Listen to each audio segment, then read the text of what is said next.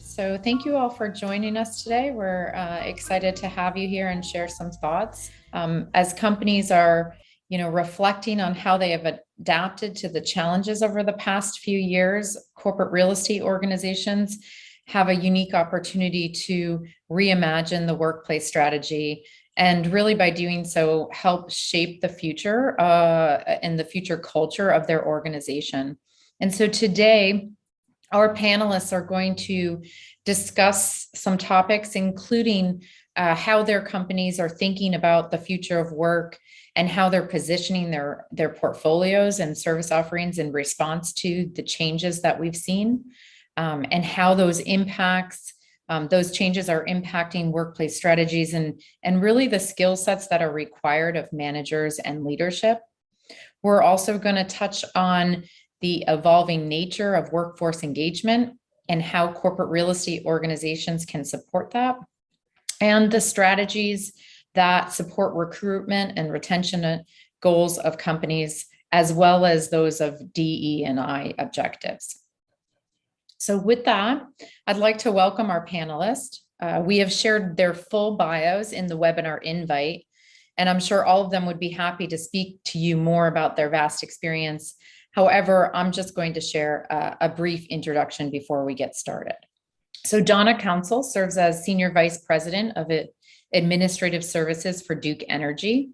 In this role, she is responsible for the real estate, land services, aviation, and support services organizations at Duke. A native of Charlotte, North Carolina, she also serves on the University of North Carolina's Accounting Advisory Board and the Bell College of Business Board of Advisors.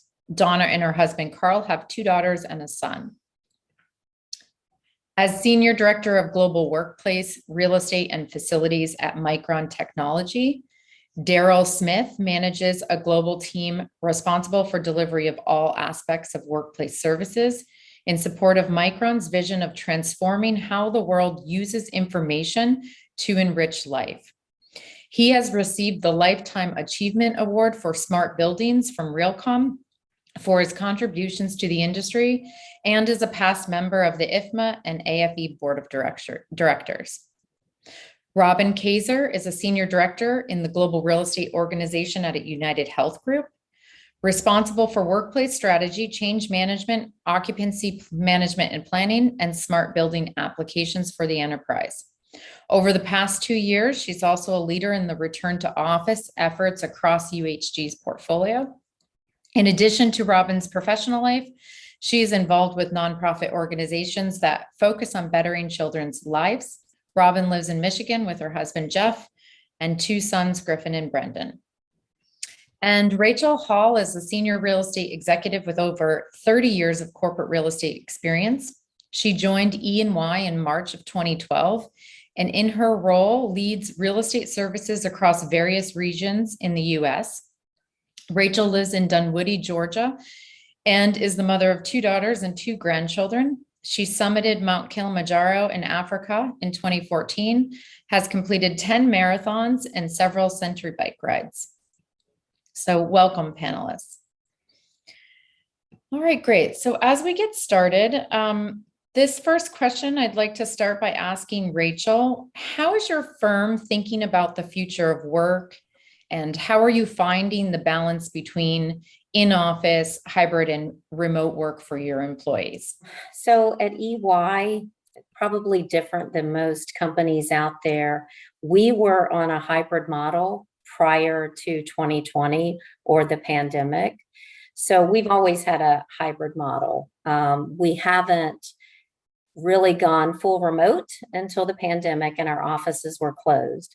So what we did during the closure of our EY offices is we started thinking about what is the purpose of the office, what is the value of the office, and then what's the experience of the office. And now our challenge is trying to get people back into the office with more predictability.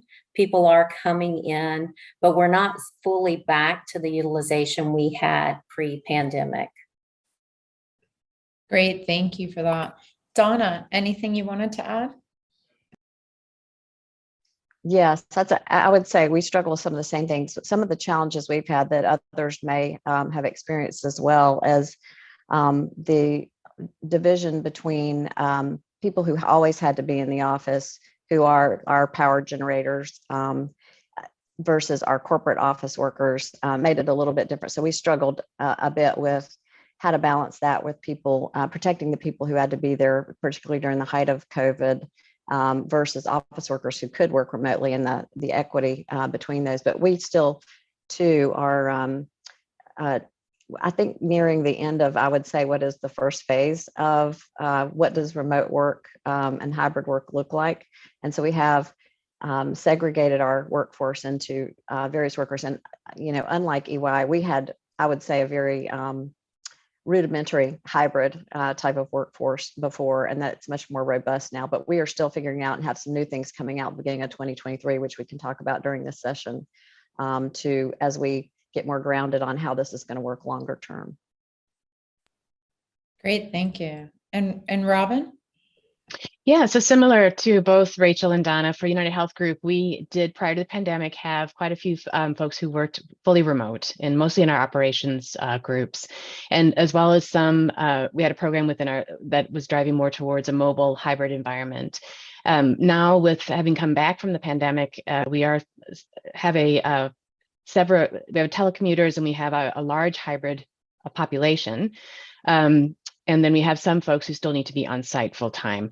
Like others, we're struggling with getting people back into the office. We're looking at our overall workplace of how we can engage people to come in, the right size of our buildings, what does it look like inside that building. So a lot of work being done around that as we're encouraging people to come back in. Great, thank you. And Daryl? We were probably the other end of the spectrum where, kind of the theme was we do our best work at work pre-pandemic. So we were really in the office. And so the forced experiment we all went through really allowed us to see that we could be productive while working remote. So while we have options for full remote, I would say we're primarily for the office type roles in the hybrid, where we're coming in certain number of days, and as we're going through this, seeing good success from employee sentiment and productivity. So I think it's for us, it's here to stay. We just have to ebb and flow and what the final result would be. Great. So Donna, starting with you, has any of the ways you guys have thinking about work and how that's changed the skill set that is required for management and for leadership? How are you guys thinking about that? I'm happy to talk about that, and I can talk about some examples even from my own group, which has required them to be much more agile. Since we have the real estate component, and we've been building buildings, we've been reimagining our workplace much quicker and faster than we used to. So that's one aspect of it. But in terms of our employees, across the board, we dramatically shifted how we collaborate and communicate in the workplace using Microsoft Teams. And our leaders, are continuing to shape the employee experience and foster inclusion among our hybrid workers and our virtual teams. We have, various types of office space right now. And again, we've tried to make it more engaging. I think, as Robin said, to bring people back, into the office, and we're still focused on that. And among the managers and leaders, it is what we called, the not seeing butts in seats, but managing to achieving objectives. And so we are spending a lot of time coordinating with, we've had a really strong collaboration with IT, real estate, and HR to get, the space, the technology, and then the leadership experience, and how to foster inclusion, and developing new resources to help people understand how to lead remotely, including defining, operating norms, expectations for communications and development discussions, how often teams should, meet to make sure, like some of our newer employees, how to onboard them, make sure they feel a part of the culture. I think that's one of the challenges we all probably face. And really, engaging our hybrid team meetings more. And now we're getting out more and doing a lot more, bringing people into the office for collaboration, and that being a collaborative space for those types of discussions, developments, performance reviews, strategy type of discussions, and then heads down work, done at home. That's just sort of a really broad category of how we're thinking about it. But how to hold people accountable to work, which honestly, I think everybody would agree before COVID, we all needed to hold people accountable to do the work. It doesn't mean you have to see them sitting there doing it. It's about, achieving your business objectives. So trying to, that and the challenge of getting people's mindset away from that to making sure they're setting the objectives and holding people accountable and helping supporting them, I think was an objective before. And this just brought it, more to light. So we're continuing to do a lot of leadership discussion, planning, talking about challenges along the way. Daryl, I'd love to hear your thoughts as well on this. And in addition, just touching on the comments that you made on the last question question, there were some comments that came in. How does the fact that you're heavily manufacturing type of portfolio perhaps impact the culture and the decision to be in the office more than a hybrid model?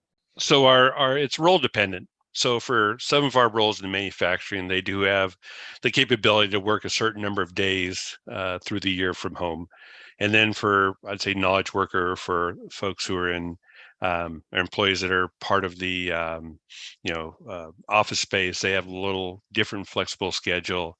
And I would say one of the things we're trying to drive is inclusion. Right. So how many web meetings have we been on where you have a lot of people in the room, you're talking, and then you, at the end of the meeting, you say, oh, anything from anybody on the phone. Right. And so it's like, yeah, okay, we've talked about it, but what do you have? And so we're doing simple things like having two monitors, right? So one showing the content, one showing the people. So make sure it's more of an engaging experience in the meetings, and then having training and tools for leaders of how do you manage remote teams. We have a global team. We've been, doing web calls, either Zoom, Teams for a long time. But there are certain tricks and tactics you use to make sure the meetings are more impactful, make sure people feel included, and getting everyone's input and feedback through the conversation. Great. Thank you for that. And Robin, for you, have you guys seen a need to change skill set of managers and leaders as you think about future workplace strategy? Yes, definitely. I would just building on both what Donna and Daryl was saying. There's definitely a focus on continued development, helping people learn how to work with their teams when they're not in the office or they're fully remote. One thing that has struck me as we've gone through this change and listening to employees and talking with some of the leaders of how they're thinking about teams coming back in, and actually what we're starting to see is there's a lot more conversation about leaders and employees working together to figure out what's the right days to come in. And that sounds very normal, and we all should be doing that. But I think it's kind of a different way of thinking for leaders, just to think about if you have a team, whether your team's 20, whether your team's 100, to have that conversation about why you're coming in, and the fact that how people are thinking about the workplaces is more about a place to come as a group. For leaders to really take a different step to have that conversation with the employees, and not sort of anticipating that they're all just going to be in. So being much more deliberate about how they're thinking on working with those employees. We've seen a large groups come in for meetings on a regular basis, Tuesdays and Wednesdays. And we've seen our catering needs change, which seems to be a bit of a trend of how the leaders are thinking a little bit differently about how to get people back in, which is a different skill set for leaders. Also seeing that in a lot of the diversity and inclusion work that's being done, developing employees and developing leaders and how they are actually working with their fully remote teams and what we have access to for technology. And Rachel, any additional thoughts? Yeah, I have a couple of thoughts. So one of the things that we did during the pandemic was we had a team that was put together from our client-facing professionals and our internal teams to talk about new ways of working. So we were trying to identify how will our clients work, how will we engage with our clients. And I say that because prior to 2020, there's a large population at EY that would spend time at our client site. But when our clients shut down the offices, those professionals either had to come to an EY office or work from home. So there's this whole new thought process about how will our clients, I guess, welcome our people into their location, which helps us plan for our workplace. One of the biggest, I would call it qualities or attributes of a leader that is needed today is change management. Not change management at the kind of physical place, but from a people perspective. Our people got very comfortable. Everyone got very comfortable working from home, and that works well for most people. Now we're needing to come back in the office for a variety of reasons, to collaborate, to work as a project team. And, sometimes that's uncomfortable because we've kind of spent our day, we've kind of managed our time around our personal, going to work out or going out for lunch or doing laundry or whatever we do within our workday. And now we are asked to come to the office, and it feels uncomfortable. It feels uncomfortable the same way it does when you roll out a new workplace strategy, and we have to then help our professionals learn how to work in that new environment. So I think change management has been a higher need or a skill set, and it's needed today. So we do spend a lot of time helping our leaders understand that continuum of change that everyone's going through. Last little tidbit I'll share is during the pandemic, when our offices were closed, EY hired a third of our workforce. So they've never been into an EY office. And can you imagine working for a company for a year or two and never being in the physical work environment? That's a big change and a big shift. How do we get our people in? So we've had a lot of strategies around creating events, onboarding, happy hours. I mean, come in for lunch. There's just a tremendous amount of effort on what is the getting our people in, and then what is their experience when they come in, so that they can get more comfortable coming back to the office.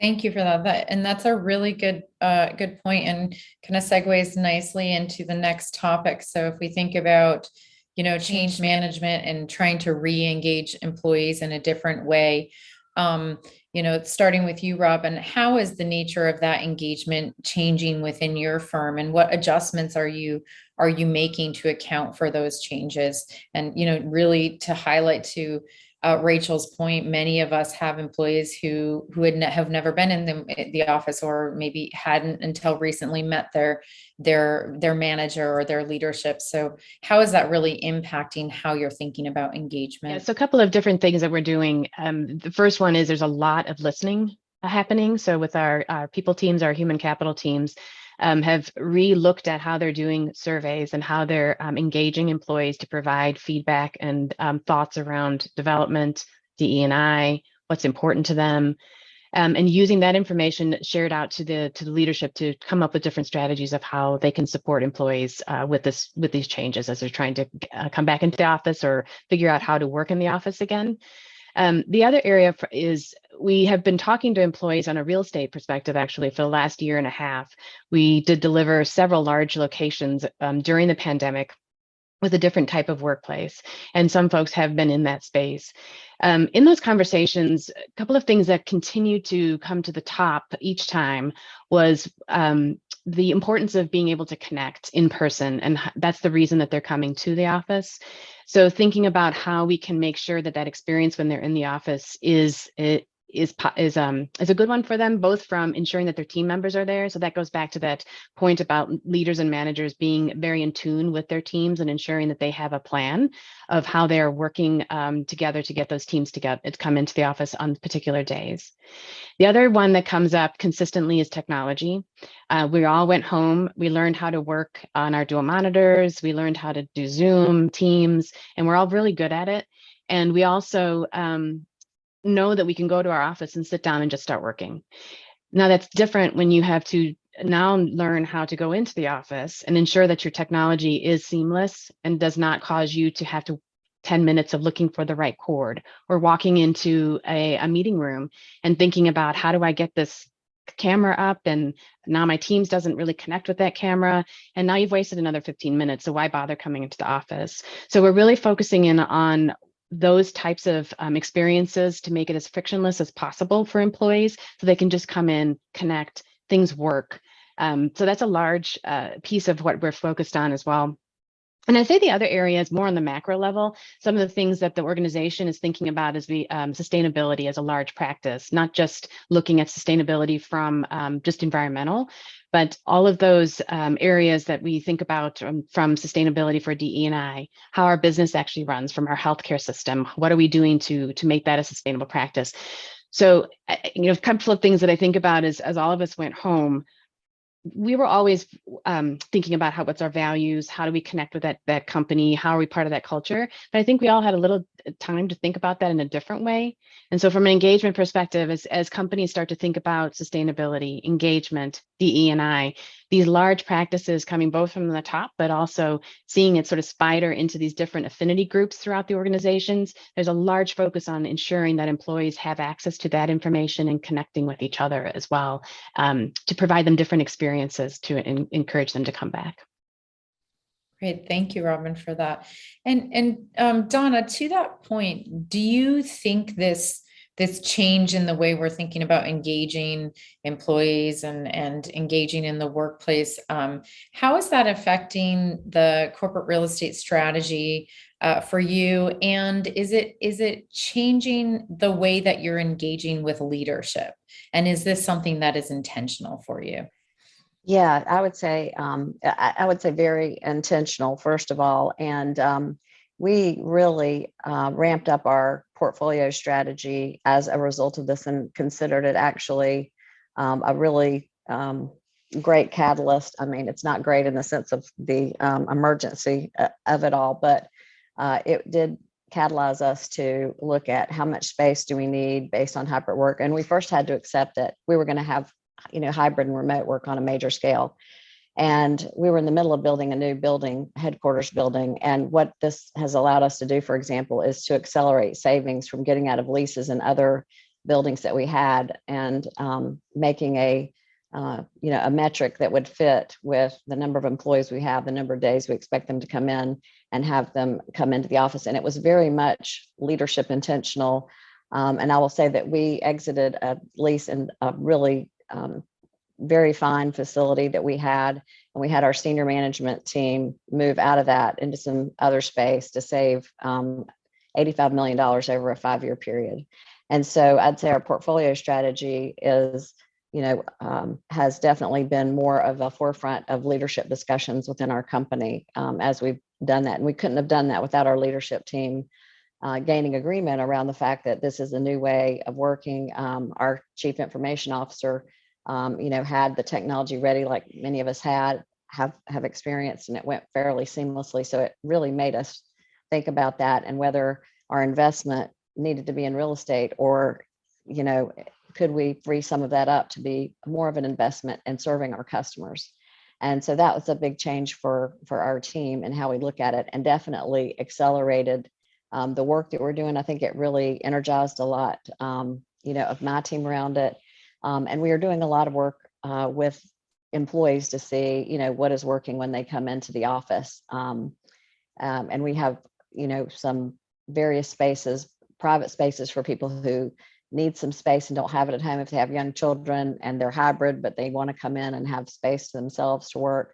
Lots of collaborative space, and lots of space around food, because food is a great way to bring people into the office. So lots of great cafes, places for people to get together in small groups. We did some surveys on what are the numbers that people normally congregate in to do strategy, for example, and found that what we had been doing was much larger conference rooms than we needed. So we adapted that space to that. So I think agility is true for everyone in the company with this change. But from a real estate specific standpoint, definitely we have had to be on the cutting edge of that. And we would not have that without leadership involvement. And our leadership team has been very willing to, work with, everybody doesn't have an office, but you have flexibility and, time to decide whether you need think time and where that needs to be versus collaborative time. And yesterday, for example, we had a Power of Giving campaign where 3 or 4 of our departments got together and had a packing lunches for or snacks for school children, hygiene kits, and also just school materials. And it was like the most energetic, wonderful thing. Everybody was happy to be there, happy to see everybody. And I think those are the things that'll help us, get back to some normalcy of why is it important to get into the office, not necessarily every day, but on a pretty consistent routine so that you can enjoy each other's company, and it helps kind of cement you to achieve objectives. And I'd say for real estate, it's been actually specifically a blessing in terms of great work for our team to go do much faster than we were. I love that. Thank you, Donna. Sure. Daryl, anything else to add relating to engagement and how that is changing the way that you're interacting with leadership? We're the trusted advisors of the business, and we have never had a spotlight on us before like we do now. And I've had the opportunity to present the CEO staff several times on our workplace strategy, and so they care. And this is big. So it's understanding, working very close with HR, IT, is how are employees working?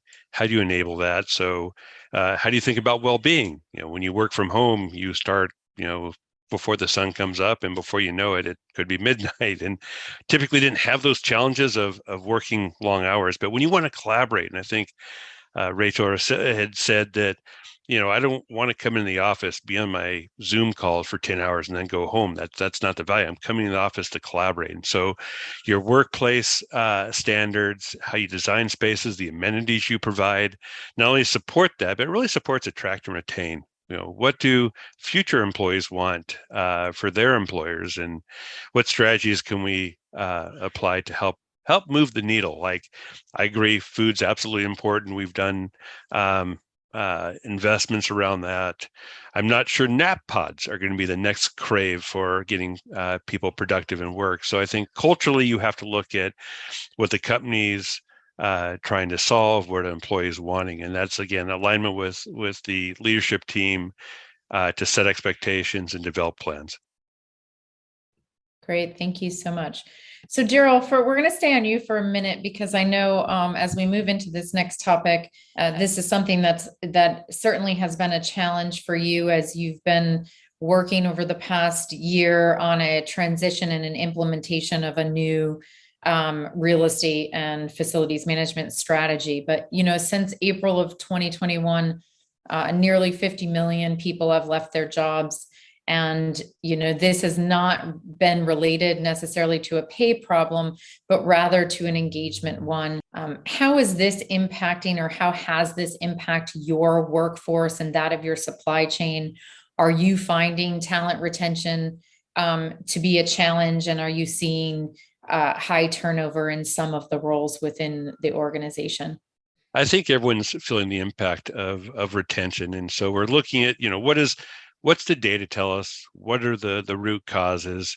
And quite frankly, how real estate and HR and IT can help play a role in that. So for us, it's really making the office special, that people want to come down and come to work. They want to collaborate.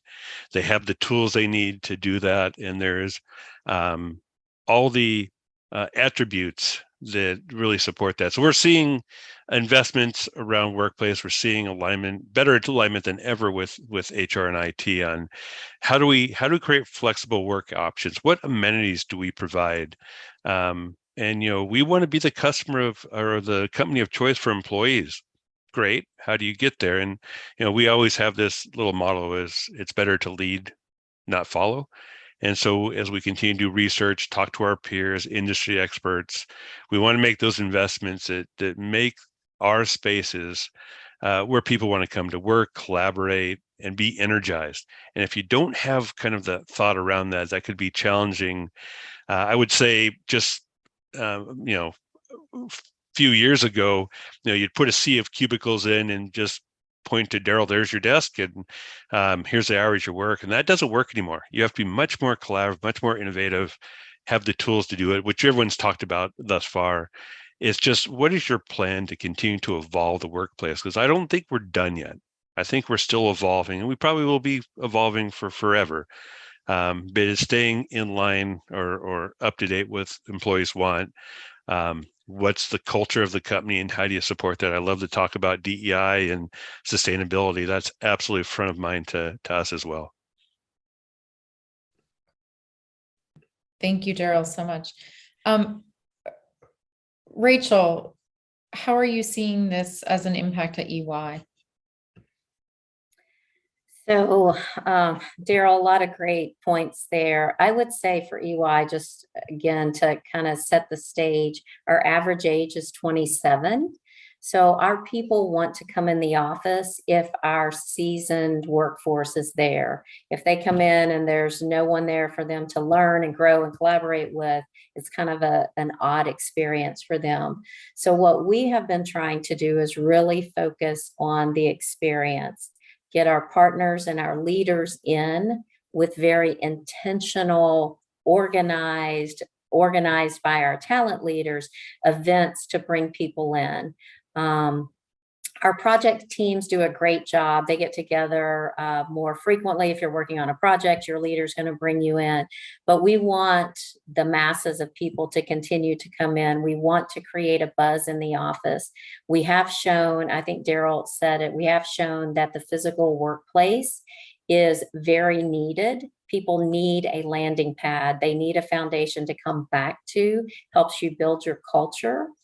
So I think that's critically important. At EY, and I think it was 2018, we revised it a little bit in 2020, but we have a workplace program that has 5 pillars which support well-being, sustainability, and financial. There's all different models, but the well-being is the focus right now, creating an environment that is high hospitality focused, with high amenities, to get our people to come back together. Because we all know when we're together, we're better. And we hear that. When people come in for a meeting, they're so excited. Oh, I haven't seen you in so long. And there's all this energy and all this buzz. So that's what we keep doing. We keep trying to pull our people in. We believe that once people, they say it takes 21 days to change a habit. So I do believe once people get back in the habit of coming into the office on a more regular basis, it will just be top of mind. I need to go into the office. Great. Thank you, Rachel. And Donna, how about within your organization? Are you seeing and finding that talent retention has become a challenge? And if so, what is CRE doing to improve this? Yes, we have seen that to be an issue, and particularly in several areas: human resources, supply chain, finance, IT, and security are probably the top areas we've seen that. And those are some. I think the IT and cybersecurity, probably everybody on this panel would have experience with that as well. And so some of what we have done is pay adjustments. Regulated utilities aren't always the most highest paying jobs, out there. So we've done more compensation reviews than we've done in a long time to make sure that we're being equitable in terms of what we're paying. But beyond that, the ability to work remotely and have it be an option. I think it's really important how you categorize how people are to come into the office. When it feels very forced, I think that makes it more negative for employees. So I think companies who make it more of a culture of, we will have people here when you're in the office, that are senior leaders to help you. You'll have other people to collaborate with, is very helpful. And we've done more of that timing lineup, if you will, with leaders. And then we are in our new building creating some facilities that will hopefully draw people in as well, like a walking track, a yoga room, a health and wellness area, fitness center, a new area for retail, for dry cleaning, things that help make employees' lives easier. So I think the fact that we happen to have been building a new building and we now have more people in it than we were going to have before, like we were going to have several others, but because of the hybrid, we're able to have more in there. But I think that will be helpful as well. Because I think, the the well-being and the environment matter a lot. The pay matters, and I mentioned that first because that's a lot of work we did, but I think the culture and environment and overall well-being of employees is very top of mind, and we're trying to address it through our workplace strategy and amenities. Robin, anything else to add? Just a couple points, a couple of things that are being looked at as well is for us overall, just human capital looking at benefits. We have a large organization and a large group of operations, as well as IT, where they've seen some. So just offering different benefits in different areas within the country to help with that. And then a very large focus, as I mentioned, with DE&I, but a lot of that being focused on equitable growth within the company and making sure that people understand the opportunities from when you start all the way through to staying and giving them reasons why they would want to stay with the company and showing and working on what those development opportunities are and programs. Thank you so much. So Daryl, as you think about the use of the contingent workforce and how that plays into your strategy, how do your comments on engagement apply to this segment of the workforce? Are you thinking about it the same way as full-time employees, or is it a different approach? We want to be a destination of choice for both suppliers, contingent staff. So we want a place that not only employees, but others want to come to work. One of the items that Micron did is putting in a governance, so centralize all the contingent workforce, having governance. So one, we're consistent. We actually have cost optimization there, but also make sure we stay within the rules of having a contingent workforce. So there's certain areas we're allowed to offer discounted food, and so certain areas where we're not. And I think having the mindset of wanting to be a terrific place for suppliers and contractors and everyone to come to work, and then making investments that support that has been really valuable for us. So we were using contingent workforce prior to the pandemic. We'll continue to use the contingent workforce, but how we've set up the governance structure and what we're doing to support that and having the mindset of a destination of choice really supports the overall strategy. Great, thank you, Daryl. So Rachel, moving on to another topic, has the changes in employee compensation, so we've talked about, several of you referenced looking at what you're offering to employees as a way to help mitigate retention challenges that we're having. So how are changes in employee compensation and well-being impacting SIRE budgeting? And certainly in the face of the record high inflation that we're seeing today, has this been a challenge for your organization? I think that's a challenge for every organization. EY hires a lot of people right out of college. I think on average, 25 to 35,000 people a year EY brings in.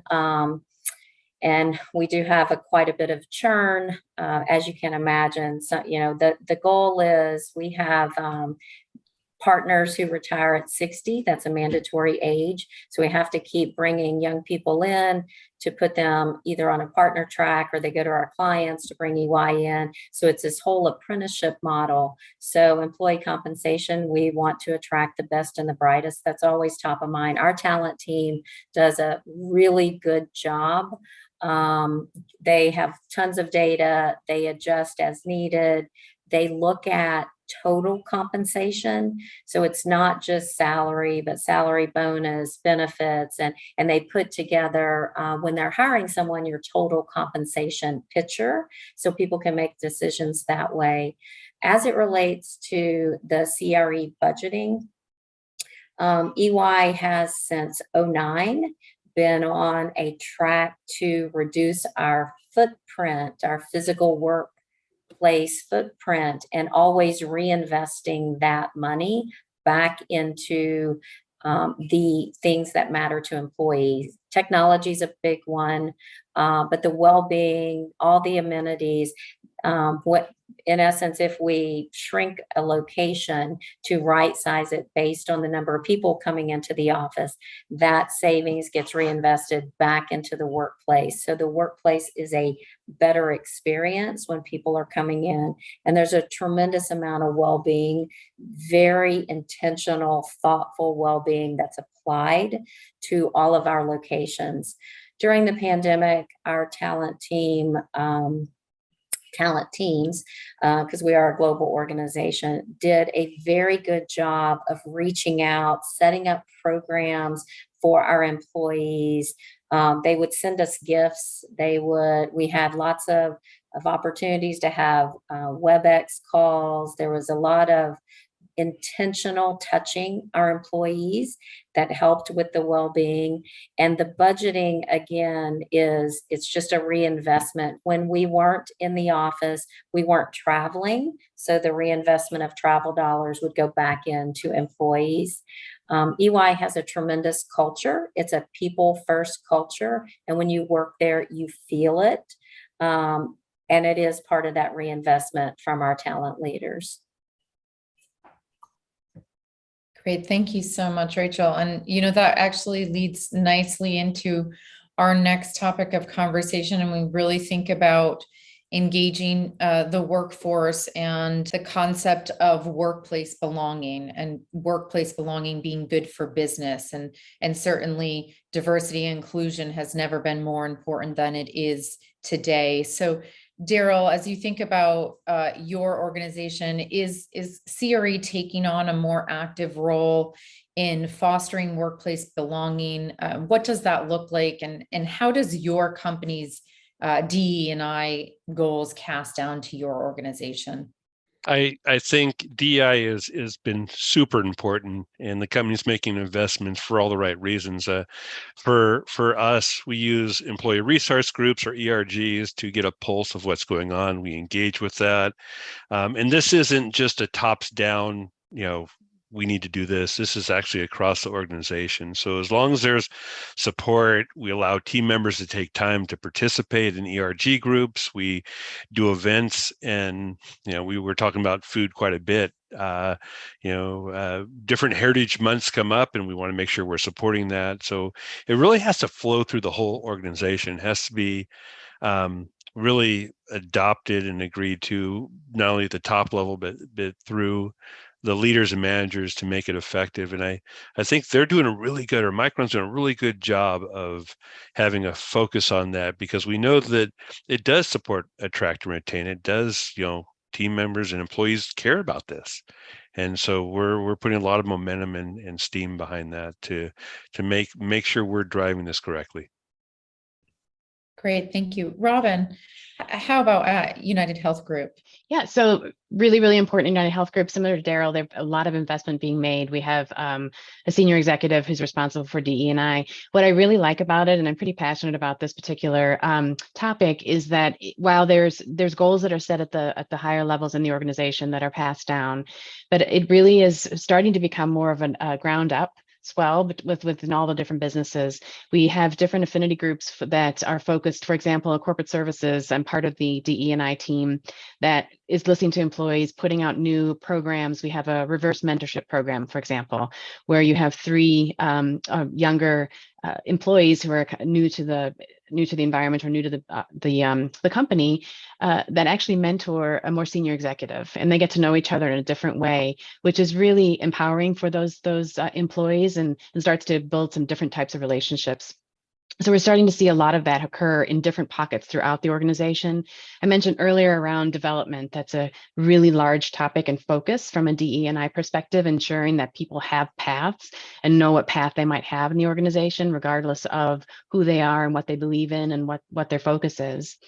And then another area, I think, from a workplace, is really thinking about how is the workplace equitable for everybody? Is it inclusive? Are we designing it in a way that someone who may have a hearing impairment or may need to be able to have an ergonomic requirement, thinking about the actual physical workplace in a little bit different manner as well is something that we're starting to and ensuring that is part of every discussion as we're designing new spaces, downsizing our spaces, moving to mobility and hybrid and flexibility offers challenges relative to DE&I that become really important in the physical environment as well.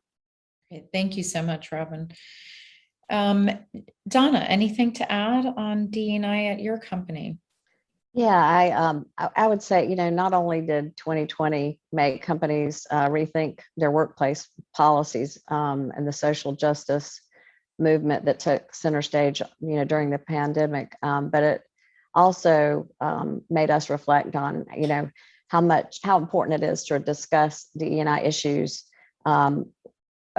openly. And I would say we're doing that more than ever. We, like Robin, have a senior DE&I leader, which is helpful. But I would say really each leader took the bull by the horns to create that culture within their own departments, because, as we know, as any big company, you have kind of miniature cultures in each department. So everybody has to take a little bit different approach that works for their teams. And so we have, we had started several programs, but in my department, we started just having open conversations. So it was on Teams, which, because it was during the midst of the pandemic, but, just we tried to create an environment that was safe for people to talk in. And I was really amazed at how people opened up and we started talking about those issues. And I learned a lot. I think all of us learned a lot about each other. And amazingly, everybody was extremely cordial because, the country has been in such a divisive state over the past few years. It's a very tricky thing for companies to pull off on some of these open discussions. And the other thing is, we started things like a book club to help with that, to read, certain books or to watch certain movies, like 13th or some other movies that were helpful along the way, and just having a base of understanding. And then from a, diversity and inclusion, I deeply, deeply believe in diversity and inclusion. I believe in, in all senses, background, where you come from, what your, life experience has been, what your educational experience has been. And so we have made moves to put people into roles, I think, in a much better way than we have been, in the sense that we move people to different roles, but not because, okay, we want to move this person here because of, their gender or their color or their, religious beliefs, but because this is a role we think they can be successful in. And then we make sure we're surrounding them with people who can help mentor them so they're successful. Because I think that's the downfall of a lot of diversity programs in the past, is it's a statistical, exercise, and you don't really deeply believe and support that individual person. So we've done that with several people. So for my own experience here in our department, and make sure, that we do skip level reviews I talk to people in the organization, and my managers do the same. To make sure, see how people are feeling. And then we make sure they have the support, whether it is learning about, finances, or learning about real estate, or how to be a leader, or that type of thing. So super important. And it takes a lot of extra effort. I would say, managers and leaders overall have to do much more with the complexity of the way that we're working in our society now than they probably did in the past. Great. Thank you so much, Donna. Mhm. And I'm sure we could go on speaking about D&I for hours, but I do know we only have about 9 minutes left, and I have quite a few questions from the audience. So I thought maybe we would spend a few minutes addressing some of those. So Rachel, a question came in around how are organizations thinking about leveraging company culture in the workplace environment? And I know certainly when we are speaking with our clients, that's front of mind, of how do you really maintain and grow culture when there are people that are working remotely. So how are you thinking of that at EY? So culture is critical, and fair point. We've heard if, off each individual office probably has its own culture, even though you're part of a larger organization. So it has to be intentional. Our talent leaders have kind of set the stage for here's what our culture looks like. We as individuals, we take training. They'll send us a training that says here's what the culture is. We can also make sure that we're kind of living our values. It's a critical part of our culture. And so again, it's information that is delivered to us, regardless of if you're in person or hybrid, but to try to maintain this common culture. And again, it's better when we're in person because it's easier within an office to build that culture, particularly when we have so many new people that are hired and coming in. They need to kind of be with other people who are living and breathing the EY values and purpose in order to develop that culture. But there's a lot of documentation. There's a lot of forced information and videos that goes to the individual. And all of our leaders are very good at supporting and communicating what the culture is and what the expectations are. Great, thank you so much. Anything else to add from the panel? Just one point to add, similarly to E&Y, United Health Group has a culture, and they have a culture language, and they have training. They've also now built that into the language, common language for the reviews and how people go through a review, sort of bringing that into discussion of how you think about where you want to go within the company as well. So it's weaved into a lot of different conversations. Great, thank you.